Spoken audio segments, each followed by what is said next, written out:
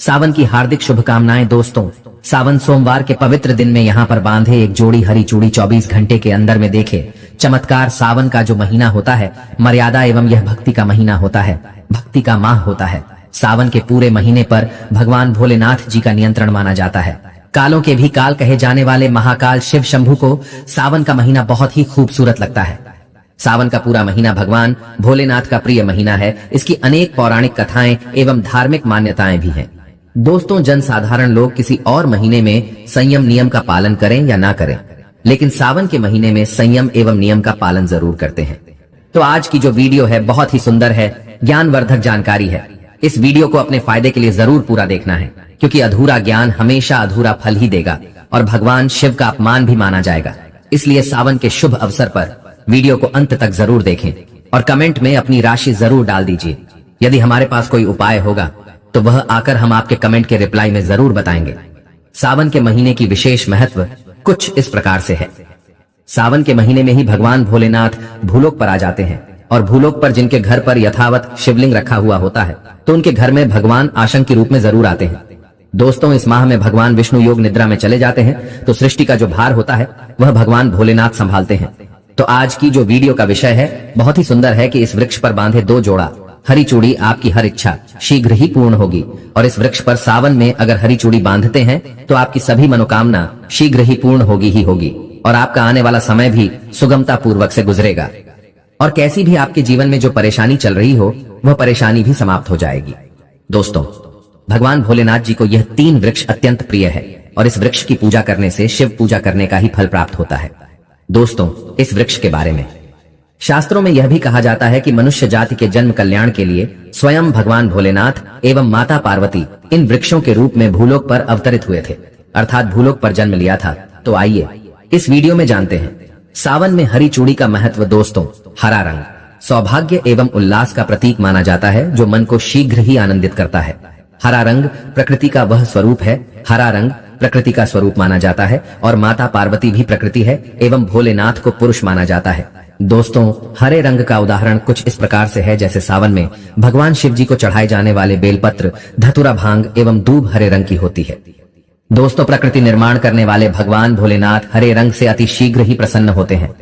सावन में जो महिला हरे रंग की चूड़ी पहनती है, हरे वस्त्र धारण करती है, उन्हें अखंड सौभाग्य की प्राप्ति होती है।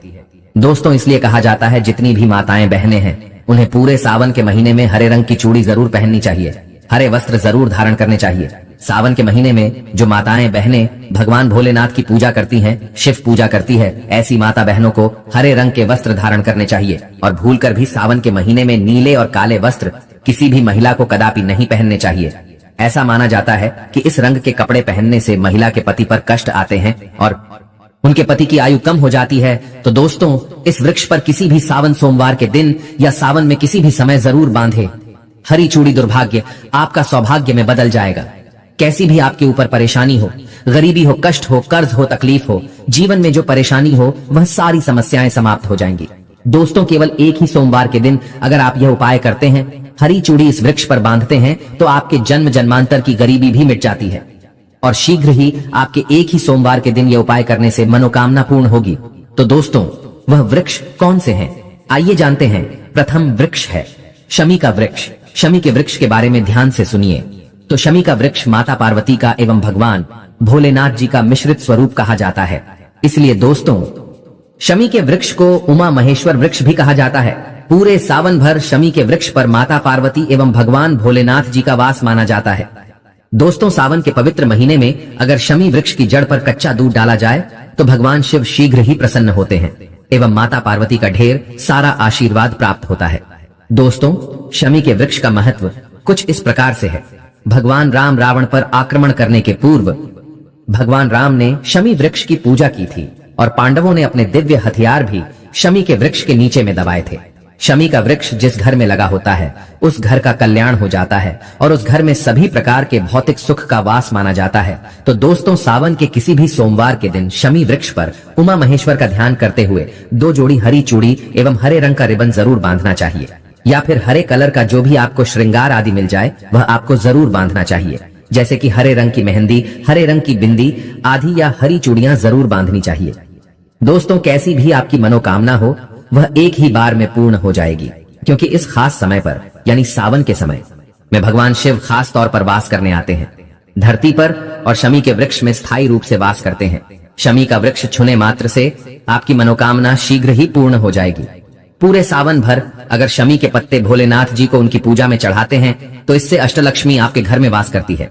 आपके घर में कैसी भी गरीबी हो, दरिद्रता हो, दुख हो, परेशानी हो, गरीबी हो, बीमारी हो, सब समाप्त हो जाती है और पूर्ण रूप से आपके घर में भौतिक सुख आकर के निवास करने लगते हैं। दोस्तों, दूसरा वृक्ष है धतूरे का वृक्ष। धतूरे का वृक्ष भगवान भोलेनाथ के उग्र रूप काल भैरव के अंश से उत्पन्न हुआ है।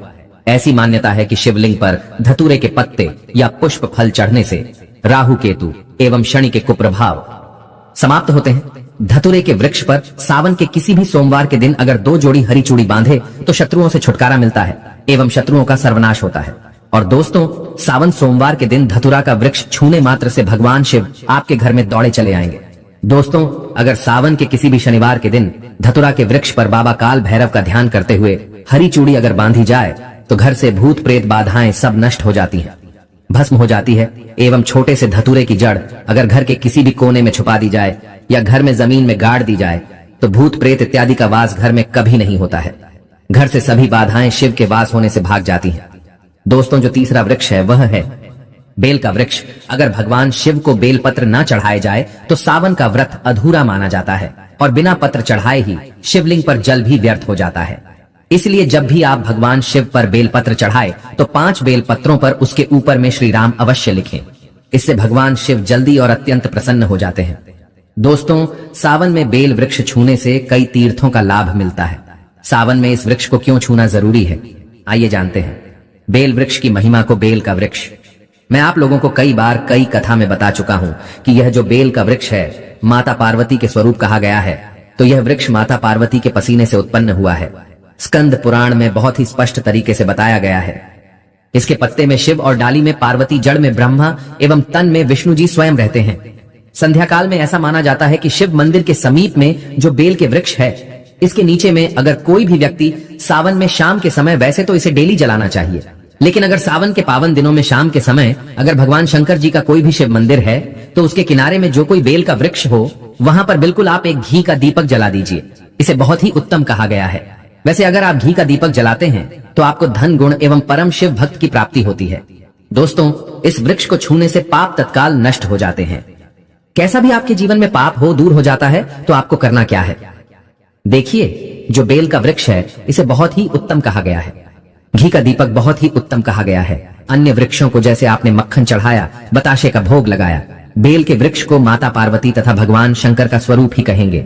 बेल के वृक्ष की जो जड़ होती है, इसके जो मूल भाग होते हैं, इसमें समस्त तीर्थ आकर के निवास करते हैं। इसीलिए सावन के महीने में कहा जाता है जो लोग अगर तीर्थ धाम नहीं जा सकते, तीर्थों के दर्शन नहीं कर पाते, तो ऐसे व्यक्ति बेल वृक्ष के नीचे में 1 महीने तक घी का दीपक जला लेते हैं तो संपूर्ण जितने भी तीर्थ होते हैं इसके घूमने का बराबर पुण्य की प्राप्ति होती है। मैं इसलिए सारी जानकारी, गुप्त रहस्य जानकारी बताता हूँ जिससे आप सभी दर्शकों को कल्याण हो, दर्शकों की बिल्कुल ही आध्यात्मिक उन्नति हो। सभी को धन की जरूरत नहीं होती, किसी को पुण्य की प्राप्ति की जरूरत होती है। कोई आध्यात्मिक उन्नति करना चाहते हैं, इसीलिए इस प्रकार के छोटे छोटे गुण भरे रहस्य जानकारी वीडियो में बता देता हूँ। दोस्तों, अब करना क्या है, सावन के शुभ मंगल दिनों में इस वृक्ष को छूना है। माता पार्वती से प्रार्थना लगानी है कि हे माता पार्वती, आप ही शक्ति स्वरूपा है, लक्ष्मी है, धन की देवी है, आप ही संसार को चलाने वाली देवी है।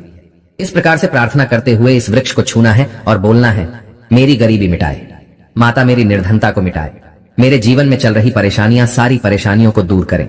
इस प्रकार प्रार्थना करते हुए आपको एक कपूर और एक लौंग को भी जला देना है और एक काम जरूर करना है।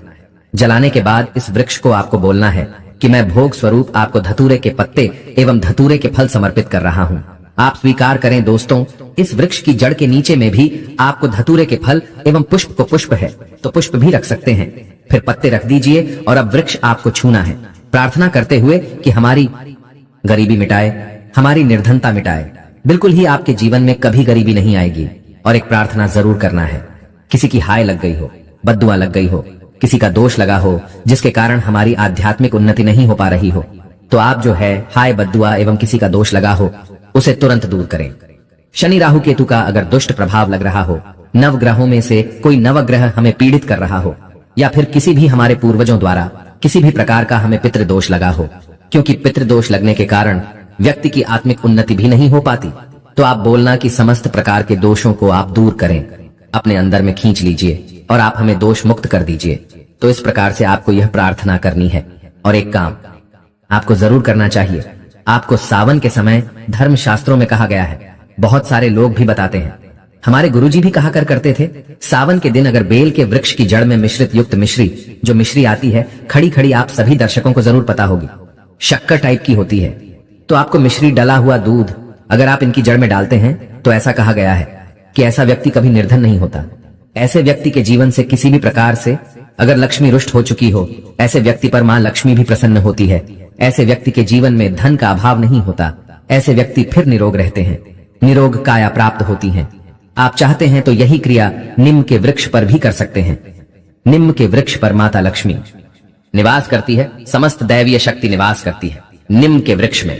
अगर आप जो है सावन के शुभ मंगल दिनों में आपको एक गिलास या फिर एक लोटे सामर्थ्य के अनुसार तांबे के लोटे में आपको दूध डाल करके इनके अंदर जो है अभिषेक करना चाहिए, इनकी जड़ में डालना चाहिए। लेकिन आपको मीठा दूध ही डालना है, मिश्री मिला हुआ दूध आपको चढ़ाना है, इनकी जड़ में डालना है और गरीबी मिटाने की प्रार्थना करनी है। या फिर जिन लोगों पर कर्जे का भार है वह लोग बोल सकते हैं कि हमारे कर्जे का भार दूर हो, या फिर जीवन में जो किसी भी प्रकार की जो परेशानी है वह परेशानी भी बोल देना। वह परेशानी तत्काल ये वृक्ष समाप्त करते हैं और आपको इसे छू करके आ जाना है। दोस्तों, सावन में आप इन वृक्षों को जरूर छुएं।